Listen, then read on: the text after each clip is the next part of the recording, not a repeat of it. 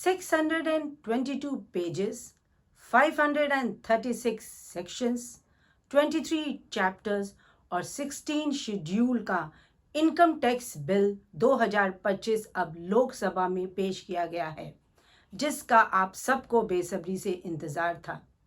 अभी इसको लोकसभा में पेश किया गया है, फिर अगले हफ्ते इसे पार्लियामेंट में पेश किया जाएगा और फिर स्टैंडिंग कमेटी को रिफ़र किया जाएगा। वहाँ उनके रिकमेंडेशंस को कंसिडर करके हो सकता है इसमें कुछ चेंजेस किए जाए, फिर से इसे पार्लियामेंट में पेश किया जाएगा और फाइनली हमारे प्रेसिडेंट के अप्रूवल के साथ इस इनकम टैक्स बिल 2025 को as a income tax act 2025 present किया जाएगा। इनकम टैक्स एक्ट 1961 को कंसोलिडेट अमेंड किया गया, इसे रीस्ट्रक्चर और रीराइट करके एक सिंप्लीफाइड लैंग्वेज में इनकम टैक्स बिल 2025 को लाया गया है। आपके सभी रटे रटाए सेक्शंस जो आप इतने सालों से आपको याद थे, उन्हें आपको एक बार फिर से याद करना होगा, क्योंकि इनकम टैक्स बिल 2025 में इनकम टैक्स एक्ट 1961 के सभी सेक्शंस को यहाँ पर चेंज कर दिया गया है। इसे एप्लीकेबल किया जाएगा 1/4/2026 से।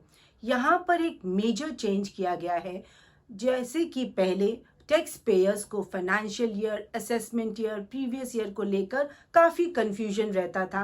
अब इन सब टर्म्स को रिप्लेस कर दिया गया है विद टैक्स ईयर और इसे एप्लीकेबल किया जाएगा 1/4/2026 से फॉर योर टैक्स ईयर 1/4/2026 से लेकर 31 मार्च 2027 से ये इनकम टैक्स बिल 2025 एप्लीकेबल हो जाएगा।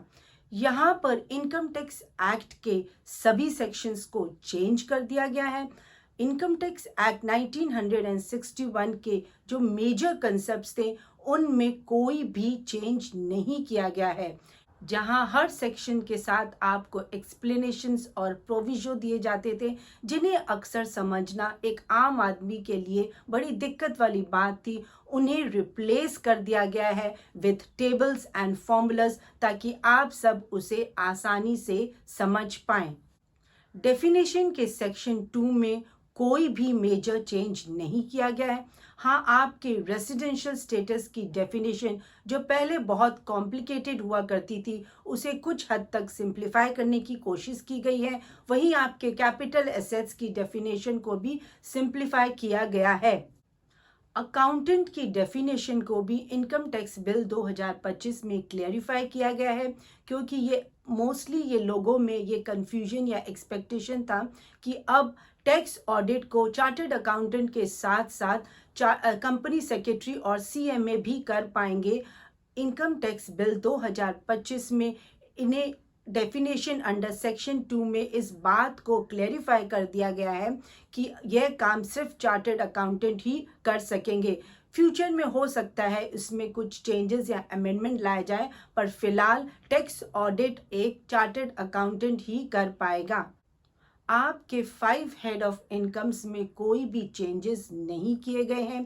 पहले भी इनकम टैक्स एक्ट 1961 में आपकी 5 head of incomes, income from salary, income from house property, income from other sources, profit and gain from business and profession और कैपिटल गेन्स, उसे इनकम टैक्स बिल 2025 में भी वैसे का वैसा रखा गया है। जिस तरह से government time to time new tax regime के स्लैब रेट में चेंजेस कर रही थी, लोअर स्लैब रेट के साथ न्यू टैक्स रिजिम को अट्रैक्टिव किया जा रहा था, तो ऐसा लोगों में एक्सपेक्टेशन थी कि इनकम टैक्स बिल 2025 में ओल्ड टैक्स रिजिम को बिल्कुल हटा दिया जाएगा, पर ऐसा नहीं हुआ है।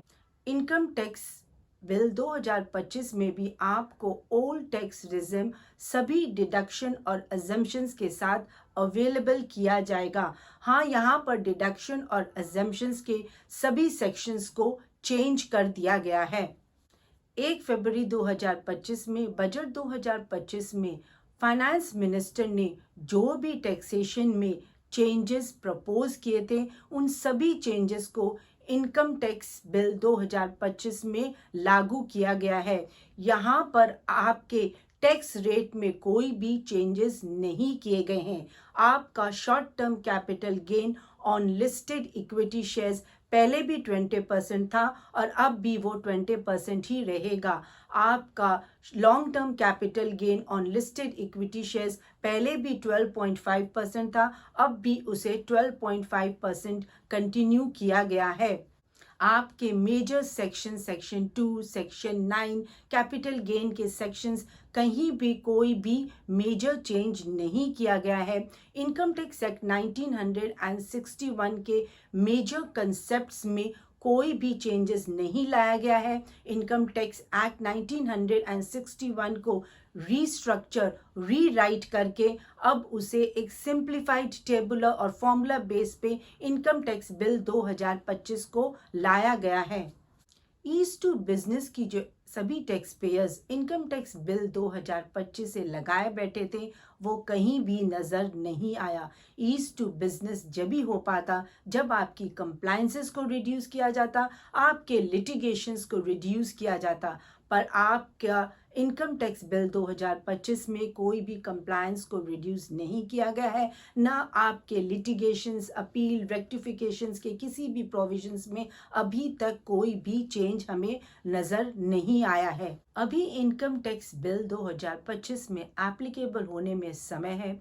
हो सकता है इसमें कुछ और चेंजेस या अमेंडमेंट्स लाए जाएं। Till then stay tuned. Jai Hind.